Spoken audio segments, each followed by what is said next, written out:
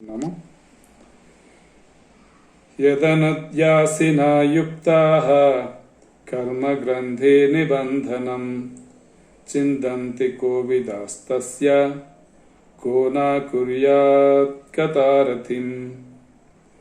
यदनुद्यासिना युक्ताः कर्मग्रन्थे निबन्धनं चिन्तन्ति कोविदास्तस्य को न कुर्यात् कथारतिम्। यदनुद्यासिना युक्ताः कर्मग्रन्थे निबन्धनं चिन्तन्ति कोविदास्तस्य को न కుర్యాత్ కథారతిం। ఈ శ్లోకము యొక్క భావము శ్రీ శ్రీ శ్రీ అభయచరణారవింద భక్తి వేదాంత స్వామి శ్రీల ప్రభుపాదుల వారు అంతర్జాతీయ కృష్ణ చైతన్య సంఘ సంస్థాపకాచార్యులు ఈ విధంగా తెలియజేస్తున్నారు. బుద్ధిమంతులైన వారు శ్రీకృష్ణుని స్మరణమును దివ్య ఖడ్గమును చేబూని కర్మగ్రంథిని తెంపివేయుచున్నారు. కనుక ఎవరు ఆ దేవదేవుని కథలయందు శ్రద్ధను కనబరచుకుందురు. మరి ఒకసారి, బుద్ధిమంతులైన వారు శ్రీకృష్ణుని స్మరణమును దివ్య ఖడ్గమును చేబూని కర్మగ్రంథిని తెంపివేయుచున్నారు. కనుక ఎవరు ఆ దేవదేవుని కథలయందు శ్రద్ధను కనబరచకుందురు. సో ఇంతకు ముందు 13వ శ్లోకంలో సంసిద్ధి హరితోషణం అని చెప్పుకున్నాం. అంటే మనము ఏ స్థితిలో ఉన్నా కానీ మానవ జన్మ యొక్క పరిపూర్ణత సంసిద్ధి హరితోషణం అంటే హరిని, విష్ణువును, శ్రీకృష్ణుని సంతృప్తిపరచడమే మానవ జన్మ యొక్క పూర్ణత్వము, మానవ జన్మ యొక్క ఉద్దేశము, మానవ జన్మ యొక్క గమ్యము హరిని సంతృప్తిపరచడము అనేసి చెప్పుకున్నాం. 14వ శ్లోకంలో తస్మాత్ ఏకేన మనసా భగవాన్ సాత్వతాం పతి శ్రోతవ్యః కీర్తితవ్యచ్చ ధ్యేయః పూజ్యచ్చ నిత్యదా. తస్మాత్ అంటే కాబట్టి, అంటే హరిని సంతోషపరచడమే మానవ జీవితం యొక్క ధ్యేయం. కాబట్టి ఆ భగవానుని, సాత్వతాంపతి అయిన భగవానుని, శ్రీకృష్ణుణ్ణి శ్రోతవ్య శ్రవణం చేయాలి. ఆయన యొక్క కథలను, ఆయన యొక్క నామాన్ని, ఆయన యొక్క లీలలను, ఆయన యొక్క గుణగణాలని శ్రవణం చేయాలి, కీర్తించాలి, స్మరించాలి, మరియు ఆయనను పూజించాలి. నిత్యదా అంటే ఎల్లప్పుడూ అని 14వ శ్లోకంలో చెప్పుకున్నాం. ఈ 15వ శ్లోకంలో ధ్యేయ స్మరణం నిత్యదా స్మరణం చేయడం వలన ఏమి సిద్ధిస్తుంది అనేది ఈ 15వ శ్లోకంలో సూత గోస్వామి తెలియజేస్తున్నారు. సో యత్ అనుద్యాసిన అంటే అనుద్యాహ అంటే స్మరణము, యత్ అట్టి అనుద్యాసిన అంటే స్మరణము వలన, అసిన అంటే ఖడ్గము అంటే స్మరణము అనే ఖడ్గాన్ని యుక్తాహ చేపూనినవాడు, స్మరణమనే ఖడ్గాన్ని చేపూనినవాడు కర్మగ్రంథి నిబంధనం, కర్మగ్రంథిని ఛేదిస్తాడు. చిందంతి అంటే ఛేదిస్తాడు. కర్మగ్రంథి నిబంధనం అంటే కర్మగ్రంథి అనే బంధనాన్ని చిందంతి ఛేదిస్తాడు. సో కోవిదాస్తస్య బుద్ధిమంతులైన వారు న కుర్యాత్ కథారతిం అలాంటి శ్రీకృష్ణుని యొక్క కథలను ఎందుకు వినడానికి శ్రద్ధ చూపించరు. అంటే శ్రీకృష్ణుని యొక్క కథలను వినడం వలన స్మరణం అనేది కలుగుతుంది. కాబట్టి శ్రీకృష్ణుని యొక్క కథలను వినడానికి ఎవరు శ్రద్ధ చూపించకుండా ఉంటారు అంటే శ్రీకృష్ణుని కథలను వినడానికి శ్రద్ధ కలిగి ఉండాలి. ఆ శ్రీకృష్ణుని కథలను శ్రవణ కీర్తనం వలన స్మరణ కలుగుతుంది. ఆ స్మరణం వలన కర్మగ్రంథి నిబంధనం చిందంతి, కర్మగ్రంథి వలన కలిగే బంధనాలను ఛేదించవచ్చు అనేసి ఈ శ్లోకం యొక్క భావం. ఇక కర్మ గ్రంథి అంటే ఏంటి? గ్రంథి అంటే ముడి. మనము ఒక ఆవునో ఎద్దునో ఒక తాడుతో ఆ ఆవుకు ముడివేసి ఆ తాడుని ఇంకొక గూటానికి ఏమంటాము, ఒక గూటానికి ముడివేస్తుంటాం. అప్పుడు ఏమవుతుంది, ఆ ఆవు ఆ లిమిటెడ్ ప్రదేశంలోనే బంధించబడుతుంది. దానికి ఫ్రీడమ్ అనేది ఉండదు. అది ఎక్కడికి కావలిస్తే అక్కడికి పోవడానికి కానీ అలాంటి ఫ్రీడమ్ అప్పుడు ఆ ఆవుకి కలగదు. అంటే బంధించబడడం, ముడితో బంధించబడడం. మనం ఏదైనా బంధించాలంటే ముడులు వేస్తాం. సో అలాగా మన జీవులు, మానవులే కాదు జీవులందరూ ఈ కర్మ గ్రంథి అంటే కర్మ అనే ముడి చేత బంధించబడి ఉన్నారు. కర్మ అనే ముడి చేత బంధించబడి ఉన్నారు. కాబట్టి మనము స్వాతంత్రంగా లేము, ఇప్పుడు స్వేచ్ఛగా లేము. మనకు అనుభవమే. ఏదైనా ఒక ఖైదీని, ఒక క్రిమినల్ని సంకెళ్ళు వేసి బంధిస్తారు. అప్పుడు అతనికి ఫ్రీ మూమెంట్ ఉండదు. అలాగే ఈ కర్మ అనే ముడి చేత మనము ఈ భౌతిక జగత్తులో బంధించబడి ఉన్నాము. విచిత్రం ఏమంటే ఆ ముడులను ఎవరో వేయలేదు, మనకు మనమే వేసుకుంటున్నాము ఆ ముడులు. ఈ కర్మ గ్రంథి అంటే కామ్య కర్మలు అన్నమాట. అంటే ఫలితాలు ఆశించి చేయబడే కర్మలు. నేను ఈ భౌతిక జగంలో ఈ భౌతిక ప్రకృతిని భోగించాలి, అనుభవించాలి అనే కోరికలతో ఫలితాలు ఆశించే కర్మల చేత ఆ ఫలితాలతో, కర్మ ఫలితాలతో, అది పుణ్య ఫలితమైనా కానీ పాప ఫలితమైనా కానీ ఆ కర్మలతో మనము ఈ భౌతిక జగత్తులో బంధింపబడుచున్నాము. కాబట్టి ఇక్కడ ఈ శ్లోకంలో ఏం చెప్తున్నారంటే కర్మగ్రంథి నిబంధనం చిందంతి, ఆ కర్మగ్రంథి వలన ఏర్పడిన బంధనాలను చిందంతి ఖండించుటకు, ఆ ముడులను త్రెంపివేయుటకు ఏం చేయాలి? అనుధ్యాసినాయుక్త అంటే స్మరణమనే ఖడ్గాన్ని పట్టుకోవాలంటే స్మరణాన్ని, కృష్ణ స్మరణాన్ని, విష్ణు స్మరణాన్ని చేయాలి. విష్ణు యొక్క స్మరణాన్ని నిత్యము చేస్తూ ఉండాలి అనేసి ఈ శ్లోకంలో సూత గోస్వామి తెలియజేస్తున్నారు. ఇప్పుడు జీవులు ఈ దేహంలో బంధించబడి ఉన్నారు. ఈ కర్మ గ్రంథి వలన, ఈ కర్మ అనే ముడుల వలన ఎక్కడ బంధించి ఉన్నారు? ఈ దేహంలో బంధింపబడి ఉన్నారు. ఈ భౌతిక దేహం పొందడం అనేదే ఒక పనిష్మెంట్ మనకి. ఈ ఇంద్రియానుభోగం కొరకే మనము ఈ దేహంలో బంధించబడి ఉన్నాము. ఈ ఇంద్రియానుభోగం కొరకే ఈ దేహం అని భావించబడడం చేత ఆ ఇంద్రియ భోగం కొరకు కర్మలు ఆచరించడం వలన ఈ భౌతిక జగత్తులో మనము బంధింపబడి ఉంటాము. మనకు ఒక పంది కూడా అనుకుంటుంది, ఏమనుకుంటుంది? అది ఎట్లా ఉంటుంది? అది పంది ఒక బురదలో పొల్లాడుతూ ఉంటుంది. ఆ బురదలో పొల్లాడడం నాకు చాలా ఆనందంగా ఉంది, చాలా స్వేచ్ఛగా నేను ఈ బురదలో పొల్లాడుతున్నాను. అట్లాగే అది ఏమి భక్షిస్తుంది? మలాన్ని భక్షిస్తుంది. ఆ మలాన్ని కూడా అది ఎంతో ఆనందంగా భక్షిస్తూ ఉంది. ఎంత రుచికరంగా ఉంది ఈ మలము అని భావిస్తూ ఆ పంది దాన్ని భక్షిస్తూ ఉంది. ఆ విధంగా అది నేను చాలా ఆనందంగా ఉన్నాను అనేసి ఆ పంది అనుకుంటూ ఉంటుంది.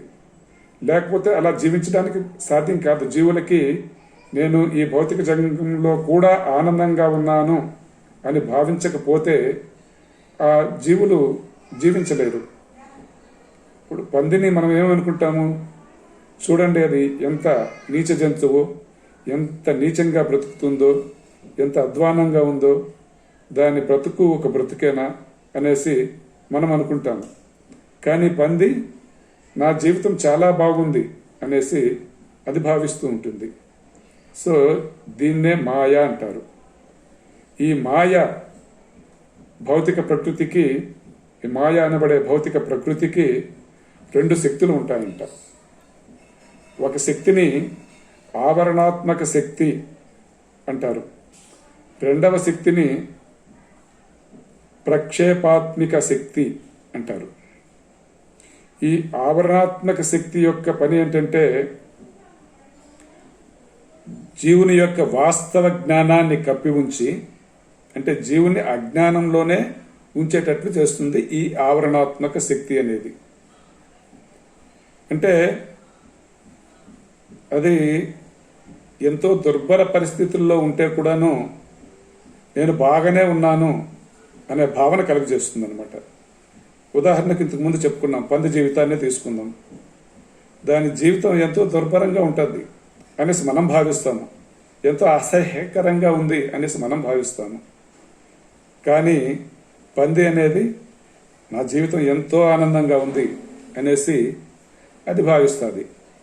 మనం కూడా అలాగే అనుకుంటాం. ఈ భౌతిక జగత్తులో ఎన్నో దుఃఖాలుంటే కూడాను ఈ భౌతిక జగత్తులో భోగించడం అనేది ఈ జీవిత పరమాత్మ మనకి, ఈ జీవితం యొక్క ఉద్దేశం అనేసి అనుకుంటాం. మనము వాస్తవ జ్ఞానాన్ని, మనము భగవంతుని యొక్క అంశను, భగవద్ధామం నుంచి ఒకానొకప్పుడు భగవంతునితో కలిసి ఆనందంగా ఉండేవాళ్ళము.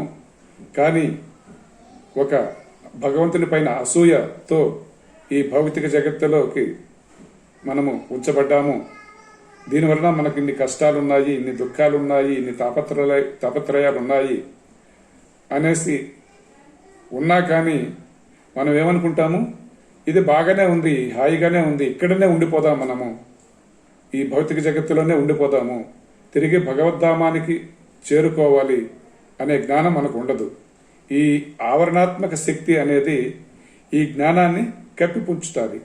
ఈ భగవంతునికి యొక్క అంశలో మనము భగవద్ధామానికి చేరుకుంటే మనం చాలా సంతోషంగా హాయిగా ఉండొచ్చు అనే ఈ జ్ఞానాన్ని ఈ ఆవరణాత్మక శక్తి, మాయ యొక్క ఆవరణాత్మక శక్తి అనేది కప్పివేస్తుంది, జ్ఞానాన్ని కప్పివేస్తుంది. ఇదే అజ్ఞానం, ఇదే మాయ యొక్క ఆవరణాత్మక శక్తి యొక్క పని. ఇక ప్రక్షేపాత్మిక శక్తి ఇదేం చేస్తుందంటే అజ్ఞానాన్ని నుంచి బయటపడడానికి కూడాను ఇది అనుమతించదు. మనం ప్రయత్నం చేస్తే కూడాను ఇది జ్ఞానాన్న వైపుకు వెళ్లకుండా అజ్ఞానంలోనే ఉంచడానికి ప్రయత్నిస్తుంటుంది ఈ శక్తి. ఉదాహరణకి ఒకతనికి సపోజ్ ఏ అనేవాడు బి అనే ఒక భక్తుడు. ఈ బి అనే ఒక భక్తుడు ఏ అనే ఒక వ్యక్తికి, అయ్యా బాబు, ఇది జ్ఞానం అంటే, మనమంతా భగవంతుని యొక్క అంశాలు, మనం ఇక్కడికి భగవంతునితో విభేదించి భగవంతుని పట్ల అసూయ చెంది ఇక్కడికి వచ్చాము, ఇక్కడ పరిస్థితి దుర్భరంగా ఉంటుంది, ఇది కారాగారం వంటిది, ఈ కారాగారం నుంచి మనం బయటపడి మరలా భగవంతుని చేరుకోవాలి, అందుకోసం మనము భక్తిని ఆచరించాలి అనేసి ఈ భక్తుడు ఏ అనే వ్యక్తికి చెప్పాడు అనుకోండి. అతను ఓకే వింటాడు. వినిన తర్వాత సరే చూద్దాం అనేసి సాధన మొదలుపెట్టాడు అనుకోండి. అప్పుడు ఈ ప్రక్షేపాత్మిక శక్తి అనేది ఏం చేస్తుందంటే, అరే నువ్వు మానవ జన్మ తీసుకున్నావు, ఈ జన్మలో అత్యధికంగా అనుభవించే ఛాన్స్ నీకుంది, అత్యధికంగా భోగించే ఛాన్స్ నీకుంది. నువ్వెందుకు ఈ భక్తి మార్గాన్ని స్వీకరించి తెల్లవారితోనే లేసి గుడికి వెళ్ళి ఆ గుడి ప్రదక్షిణలను చేసి అక్కడ ఆ భజనలు అవి ఇవి ఆ కథలంతా ఒకటి పురాణాలంతా ఎందుకు వింటావు? ఈ సమయాన్నంతా ఎందుకు వృధా చేసుకుంటావు? ఇది కేవలం సమయాన్ని వృధా చేసుకోవడం మాత్రమే. నీకు ఇంకా అనుభవించాలి. నువ్వు టీవీలో చూడాలి, సినిమాలు చూడాలి, మగవులను అనుభవించాలి, మద్యపానం చేయాలి. ఇట్లాంటివన్నీ చేసుకోకుండా నీ జీవితాన్ని అనుభవించకుండా నువ్వెందుకు ఈ సమయాన్ని ఇలా వృధా చేసుకుంటున్నావు? అసలు ఎవరు చెప్పారు నీకు భగవంతుడు ఉన్నాడనేసి? భగవంతుడు ఉన్నాడో లేడో ఎవరు చూశారు భగవంతుడు ఉన్నాడనేసి? ఎందుకు వీళ్ళంతా నీ జీవితాన్ని, ఈ మానవ జన్మని ఇట్లా వృధా చేసుకుంటున్నావు అనేసి ఈ మనస్సు అనేది ఈ ఏ అనే వ్యక్తికి అలా తెలియజేస్తుంది అనమాట. ఇది దేనివల్ల అంటే ఈ మాయాశక్తి, ప్రక్షేపాత్మిక శక్తి అనే మాయ యొక్క ఈ శక్తి వలన ఇలా కలుగుతుందన్నమాట. సో ఇది ఈ మాయ యొక్క ఈ రెండు శక్తులు చేసే పని. సరే, ఈ మాయ ఇట్లా చేస్తూ ఉంది. ఈ మాయ ఎందుకు ఇట్లా చేస్తూ ఉంది? మనం ఏదో కనీసం మొట్టమొదట ఇది జీవుల్ని అజ్ఞానంలో పెట్టేస్తూ ఉంది. తర్వాత ఒకవేళ అజ్ఞానం నుంచి బయటపడాలన్నా కూడాను ఈ మనసును ప్రచోపించి ఇది బయటపడనీయకుండా చేస్తూ ఉంది. ఎందుకు ఇలా చేస్తూ ఉంది అంటే, మనము ఇంతకుముందే చెప్పుకున్నట్లు భగవంతుణ్ణి వ్యతిరేకించి భగవంతునితో కూడా కాకుండా స్వతంత్రంగా భోగించాలని, భగవంతుని పట్ల అసూయ చెంది స్వతంత్రంగా నేను భౌతిక ప్రకృతిని భోగించాలి అనే ఉద్దేశం ఏర్పడినప్పుడు జీవునికి, ఆ జీవుణ్ణి ఈ భౌతిక ప్రపంచంలో ఉంచడం జరుగుతుంది. ఈ భౌతిక ప్రపంచం నుంచి మరలా భగవద్ధామాన్ని చేరుకోవాలంటే ఆ అసూయ, ఆ ద్వేషాలు అనేది అవన్నీ పూర్తిగా తొలగిపోయి భగవంతుని పట్ల పూర్తి శరణాగతి కలిగితేనే భగవద్ధామానికి చేరుకోవడానికి అవకాశం కల్పిస్తారు భగవంతుడు. కాబట్టి ఈ మాయ అనేది, ఈ మాయాదేవి అనేది భగవంతునికి ఈ సేవ చేస్తుందన్నమాట. ఆ సేవ ఏమంటే, ఈ జీవులకి ఎంత పవిత్రత చెందారు, ఈ జీవుడు అనేవాడు పవిత్రుడైనాడా లేడా అనేసి ఈ కఠిన నియమాలు, ఈ కఠిన పరిస్థితులనంతా కల్పిస్తుంది అనమాట. సో అతను ఆ మాయ పెట్టిన టెస్ట్లో పాస్ అయితే అప్పుడు భగవద్ధామానికి చేరుకోవచ్చు. లేకపోతే అతను ఇక్కడ ఈ భౌతిక జగత్తులోనే మళ్ళీ ఉండాల్సి వస్తుంది.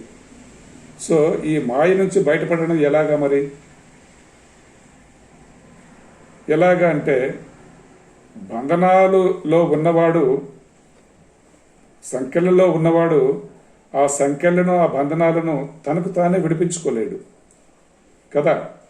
ఆ బంధనాలను, సంఖ్యలను అతడు తనకు తానే విడిపించుకోలేడు.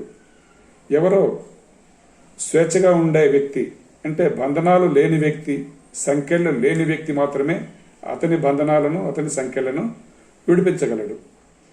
కాబట్టి మనము ఒక ఆధ్యాత్మిక గురువును స్వీకరించాలి.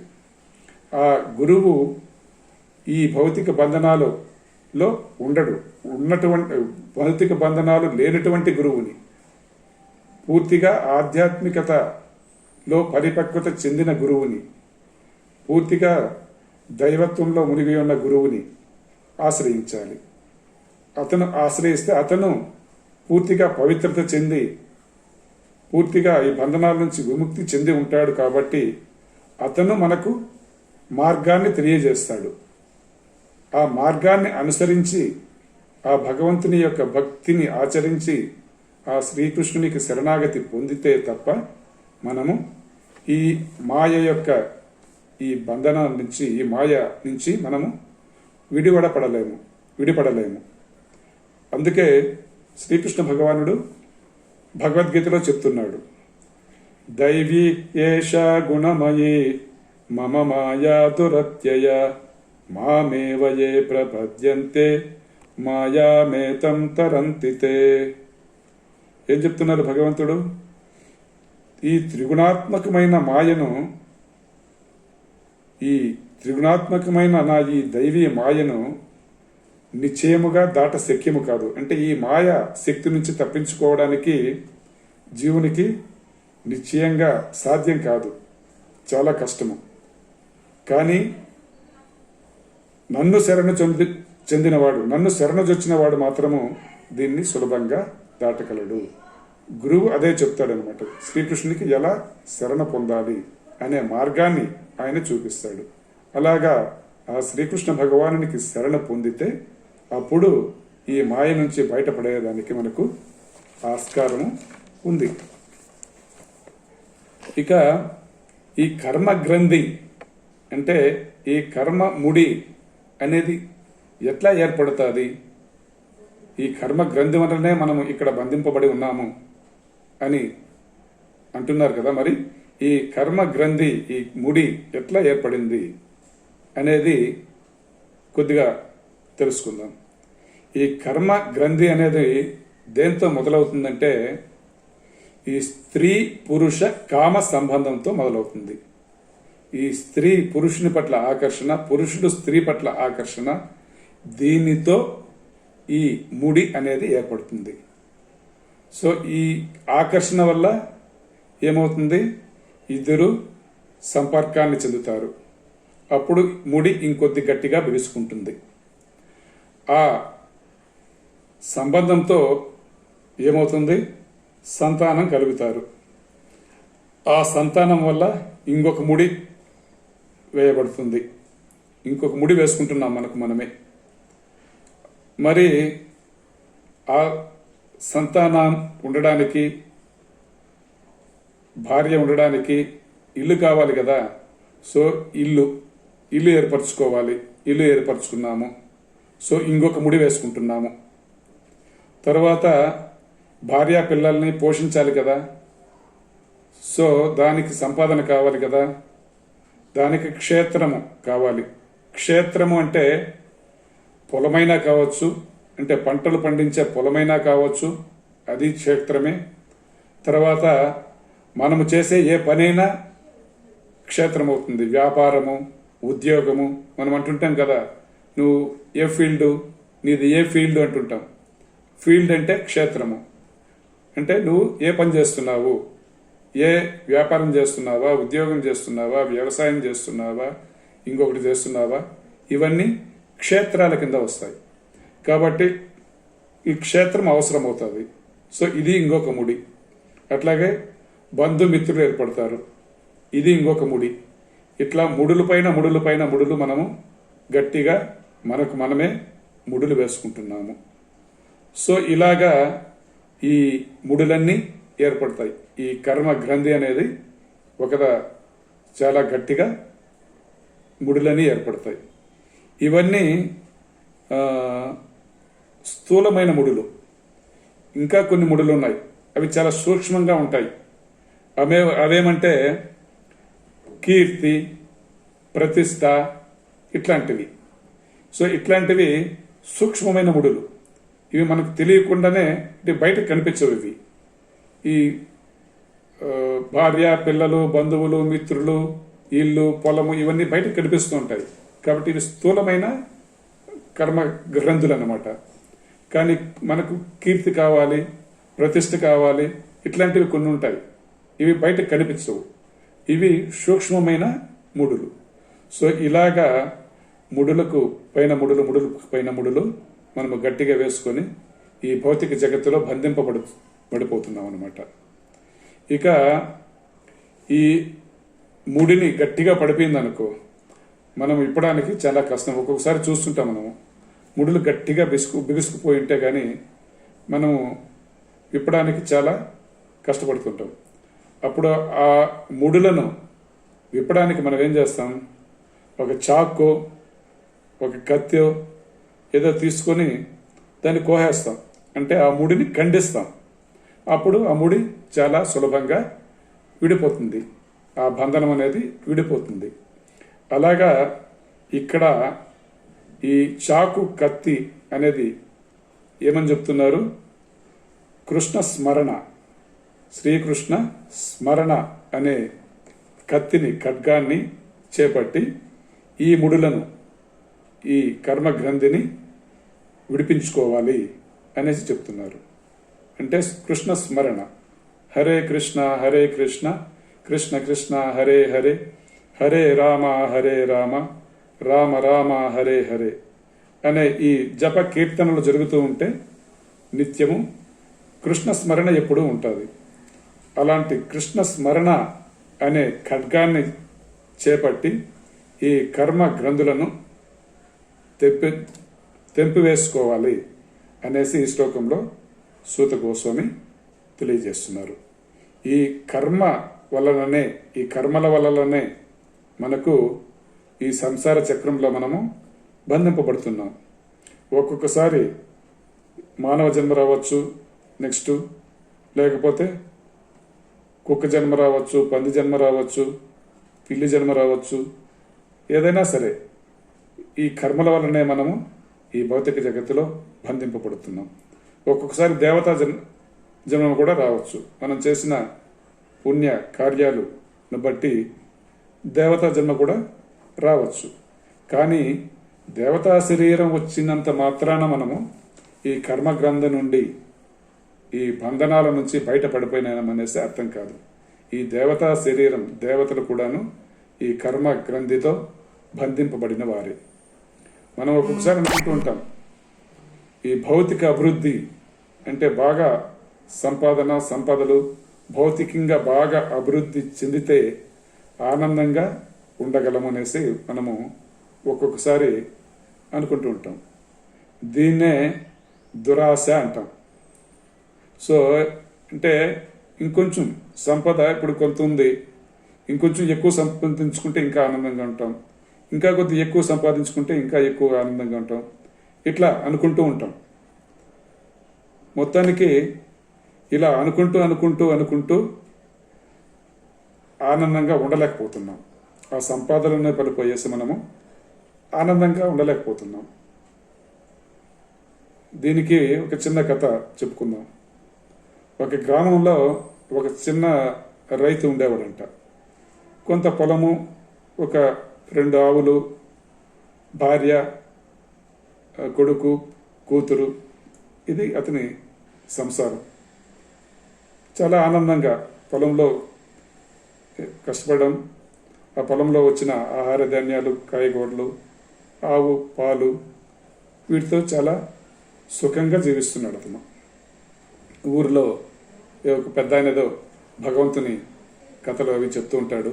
ఆ కథలు వినడం రాత్రిలో, సాయంత్రం తర్వాత చాలా ఆనందంగా జీవిస్తున్నాడు అతను. ఏ చీకు చింత లేకుండా చాలా హాయిగా జీవిస్తున్నాడు. ఒకసారి ఆ గ్రామానికి ఆ దేశం యొక్క రాజు వచ్చినాడంట. వచ్చి ఈ రైతును చూసి చాలా ఆనందంగా ఈ రైతు మంత్రి గారిని అడిగాడంట, ఏంటి ఇంత ఆనందంగా ఉన్నాడు? నేను ఈ దేశానికి రాజైనా నేను ఇంత ఆనందంగా లేను.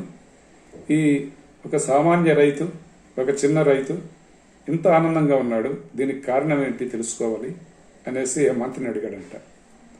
ఆ మంత్రి, ఇతను 99 క్లబ్ అనేది ఒకటి ఉంది, ఆ క్లబ్లో లేకపోవడమే ఇతను ఆనందంగా ఉండడానికి కారణం అనేసి చెప్పాడంట. రాజు 99 క్లబ్ ఏంటి అది అనేసి అడిగితే, మొదట మీరు నాకు 99 గోల్డ్ కాయిన్స్, 99 బంగారు నాణ్యాలు ఇవ్వండి. కొద్ది రోజుల తర్వాత చెప్తాను 99 క్లబ్ ఏంటి అనేది మీకు చెప్తాను అనేసి చెప్పాడంట. సరే, రాజు 99 గోల్డ్ కాయిన్స్ ఇచ్చాడు. ఆ మంత్రి ఆ రోజు రాత్రి ఆ 99 గోల్డ్ కాయిన్స్ మూట కట్టి ఆ మూట వాళ్ళ ఇంట్లో విడిసేసి వచ్చేసాడంట. ఇక తెల్లవారు లేసే కొద్దికి 99 గోల్డ్ కాయిన్స్ ఉన్నాయి అతని ఇంట్లో. చూశాడు, అరే రే 99 ఉన్నాయి, 100 లేదే, 100 ఉంటే బాగుండేది కదా, ఆ ఒక్కటి తక్కువైపోయింది ఇది అనేసి, సరే ఎట్లా 99 ఉన్నాయి కదా, ఆ ఒక్క గోల్డ్ కాయిన్ మనం సంపాదించాలి అని చెప్పి ఆ రోజు నుంచి ఆ పొలంలో ఇంకా ఎక్కువ కష్టపడడం, ఇంకా పక్కన కొంత పొలం కౌలుకు తీసుకోవడం, అందరినీ భార్య పిల్లల్ని ఆ పొలంలో ఎప్పుడూ కష్టపడమని చెప్పడం, ఇలా జరుగుతూ ఉంది. ఇంకా ఈ భగవత్ కథలు వినడం ఇవన్నీ తగ్గిపోయినాయి. ఇక ఆమె భార్య చూస్తుంది, అరే ఇన్ని రోజులుగా అనుకుంటున్నాను నేను, నా మెడలో ఒక బంగారు నెక్లెస్ ఉంటే బాగుండేది అనేసి అనుకుంటున్నాను. ఇప్పుడేమో 99 గోల్డ్ కాయిన్స్ ఉన్నాయి మన చేతిలో, అయినా కానీ నా భర్త నాకు ఏమీ చేయించడం లేదు, అడిగితే కూడాను ఇప్పుడు కాదు అంటున్నాడు అనేసి అనుకుంటుంది. ఆమె రోజు గొడవ పడుతుంది, నాకు మెడలో నెక్లెస్ చేయొచ్చు, బంగారు నెక్లెస్ చేయొచ్చు అనేసి. సరే ఒకరోజు ఏమైందంటే, అతను ఒప్పుకోకపోతే ఈమె కొన్ని గోల్డ్ కాయిన్స్ తీసుకుపోయేసి నెక్లెస్ చేయించేసుకునింది. ఇంకా పిల్లలు ఉన్నారు, కొడుకు కూతురు, వీళ్ళు డబ్బులు వచ్చినాయి కదా, ఎప్పుడు మా నాన్న ఏమడిగినా లేదంటున్నాడు అనేసి వాళ్ళు కొంత మొత్తం తీసుకుపోయేసి వాళ్ళు ఏదో ఖర్చు పెడుతున్నారు. ఇతను ఏం చేసేవాడంటే రోజు రాత్రి అయితేనే రోజు తీసి చూసుకునేవాడు ఎన్ని గోల్డ్ కాయిన్స్ ఉన్నాయనేసి లెక్క పెట్టుకునేవాడు. సో ఒకరోజు గోల్డ్ కాయిన్స్ అన్నీ తగ్గిపోయినాయి, ఇంకా గొడవలు మొదలైపోయినాయి. నేను చెప్పాను కదా 100 కానీ నేను మీకు తర్వాత 100 తర్వాత ఎన్ని కాయిన్స్ వస్తే వాటితో నీకు నెక్లెస్ చేస్తానని చెప్పాను కదా, నువ్వు అప్పుడే ఎందుకు చేసుకుంటావు, అట్లాగే ఈ కొడుకు కూతురులతో మీరు ఇట్లా దుబారా చేస్తే ఎట్లా అనేసి గొడవలు మొదలైపోయేసి ఆనందం అంతా పోయింది, ఆ ప్రశాంతత పోయింది, ఆ బంధాలు పోయినాయి, అన్నీ ఒకరికొకరు చికాకులు మొదలైనాయి. సో అప్పుడు మంత్రి రాజు వచ్చారు. వచ్చి ఇప్పుడు చూడండి రాజా ఎలా ఉన్నారో వీళ్ళు అనేసి చూపించాడు అనమాట. అందరూ చాలా డిస్టర్బ్ అయిపోయినారు, చాలా కలతలు ఉన్నాయి, ఆప్యాయతలు లేదు, ఆనందం లేదు, ప్రశాంతత లేదు. సో ఇది 99 క్లబ్ అంటే రాజా. ఆ 99 క్లబ్లో లేకపోవడం వల్ల ఇంతకు ముందు వాళ్ళు ఆనందంగా ఉండగలిగినారు, ఇప్పుడు 99 క్లబ్లో చేరిపోయినారు వాళ్ళు, కాబట్టి ఈ ఆనందాన్ని అంతా పోగొట్టుకున్నారు. అంటే మనకేమంటే 100 ఉంటే కానీ దాన్ని 150 చేయాలి, 150 ఉంటే 200 చేయాలి, 200 ఉంటే 500 చేయాలి, 500 ఉంటే 1000 చేయాలి. ఇట్లా మనం అనుకుంటూనే పోతాం, ఇట్లా ఆశ పెరుగుతూనే పోతుంది. సో మనం ఉన్నదాంతో తృప్తి పడం, దురాశ పోతూనే ఉంటుంది. సో ఈ క్రమంలో ఏం చేస్తామంటే మన మానవ జన్మ యొక్క ఉద్దేశాన్ని మర్చిపోతాం. ఆ ఉద్దేశాన్ని మర్చిపోవడం వలన ఏం జరుగుతుంది, నతే విదుహు స్వార్థగతిం హి విష్ణు. అంటే మన గతి, మన గమ్యము, మనం చేరుకోవాల్సింది విష్ణువుని, ఆ విష్ణు ధామాన్ని, ఆ వైకుంఠాన్ని అనే మానవ జన్మ యొక్క ఉద్దేశాన్ని మనం మర్చిపోతాం. దానివల్లనే ఈ కర్మ గ్రంథి ఏర్పడుతుంది. ఆ కర్మ గ్రంథి వలన మనము మరలా పుట్టడం, చనిపోవడం ఇలా జరుగుతూ ఉంటుంది. సో ఇది ఈ కర్మ గ్రంథి ఎలా ఏర్పడుతుంది అనే దానికి చెప్పుకున్నాం. ఇక్కడ ఈ శ్లోకంలో కోవిదాహ అన్నారు. కోవిద అంటే కోవిదులు అంటే బుద్ధిమంతులు. బుద్ధిమంతుడైన వాడు ఏం చేస్తాడు అని చెప్తున్నారు. ఇక్కడ ఏం చేస్తాడు, అతను దేవదేవుని కథలను ఎప్పుడు వింటూ ఉంటాడు, నిత్యము దేవదేవుని కథలను శ్రవణం చేస్తూ ఉంటాడు. దానివలన అతనికి ఏమవుతుంది, కృష్ణ స్మరణ అనేది ఏర్పడుతుంది. ఆ కృష్ణ స్మరణ అనే దాని వలన అతడు ఈ భౌతిక బంధనాల నుంచి విడిపడగలడు. అలాగే అనుద్యాహ అనే పదం కూడా ఈ శ్లోకంలో వాడబడింది. అంటే అనుద్యాహ అంటే నిత్యము, అంటే ఎల్లప్పుడూ స్మరణ జరుగుతూ ఉండాలి. ఎల్లప్పుడూ స్మరణ జరుగుతూ ఉండాలంటే ఎల్లప్పుడూ కృష్ణ కథలను వింటూ ఉండాలి. ఇక్కడ అను అనేదానికి ఇంకొక అర్థం కూడా ఏంటంటే అనుసరించుట. అంటే ఎవరిని అనుసరించాలి? ఆచార్యులని, సాధువులని, శుద్ధ భక్తులని అనుసరిస్తూ వాళ్ళ ద్వారా ఈ కృష్ణ కథలను వింటూ ఉండాలి. ఇక కృష్ణ కథలను వినడం వల్ల ఈ కర్మ గ్రంథి ఎట్లా ఛేదింపబడుతుంది అంటే కృష్ణ కథలకు కృష్ణునికి ఎలాంటి భేదము లేదు. కృష్ణ కథలను మనం వింటూ ఉన్నామంటే మనం కృష్ణుని సమక్షంలో ఉన్నాము అనేసి మనం అర్థం చేసుకోవాలి. సో కృష్ణుని సమక్షంలో ఉన్నామంటే కృష్ణుడు ఆధ్యాత్మికమైన వాడు, కృష్ణుడు దివ్యమైన వాడు, కృష్ణుడు చాలా పవిత్రమైన వాడు.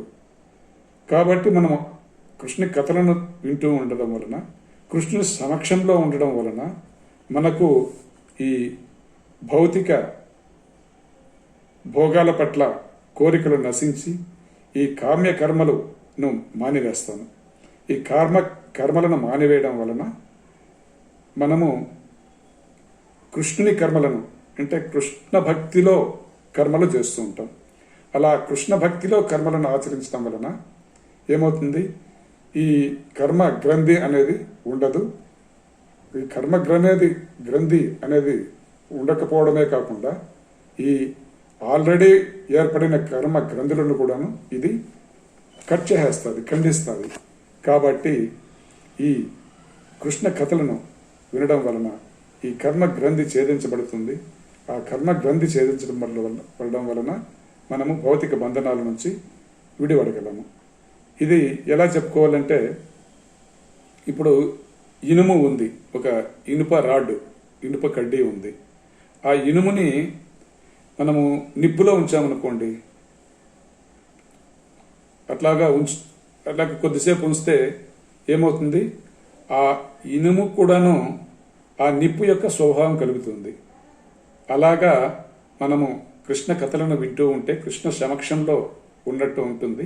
ఆ కృష్ణ సమక్షంలో ఉండడం వలన మనం కూడా దివ్యత్వం పొందగలము. కాబట్టి మనము ఎప్పుడు కృష్ణ స్మరణంలో ఉండాలంటే కృష్ణ కథలను వినాలి. ఆ కృష్ణ కథలను వినడం వల్ల కృష్ణ స్మరణలో ఉండగలుగుతాము.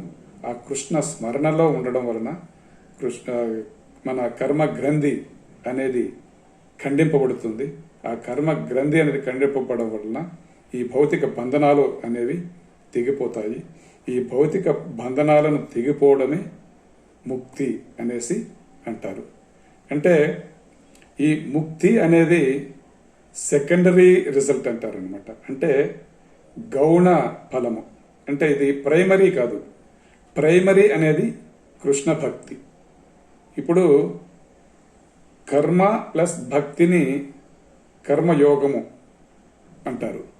జ్ఞానము ప్లస్ భక్తిని జ్ఞానయోగము అంటారు. కానీ శుద్ధమైన భక్తికి ఈ కర్మ జ్ఞానము అక్కర్లేదు. ఈ శుద్ధమైన భక్తిని ఆచరిస్తే ముక్తి సెకండరీ రిజల్ట్గా వస్తుంది. కృష్ణ ప్రేమ అనేది ప్రైమరీ రిజల్ట్ అవుతుంది. కాబట్టి ఈ కర్మ గ్రంథిని తెంపివేసుకోవాలంటే స్మరణము అనే ఖడ్గాన్ని చేపట్టాలి. ఆ స్మరణం అనే ఖడ్గాన్ని చేపట్టాలంటే కృష్ణ కథలను నిత్యము శ్రవణం చేయాలి అనేది ఈ శ్లోకంలో శ్రీ సూత గోస్వామి తెలియజేస్తున్నారు. సో ఇంతటితో ముగిస్తున్నాను. అందరికీ హరే కృష్ణ, హరే కృష్ణ, హరే కృష్ణ, కృష్ణ కృష్ణ, హరే హరే, హరే రామ, హరే రామ, రామ రామ, హరే హరే. ఓం తత్సత్. స్వస్తి.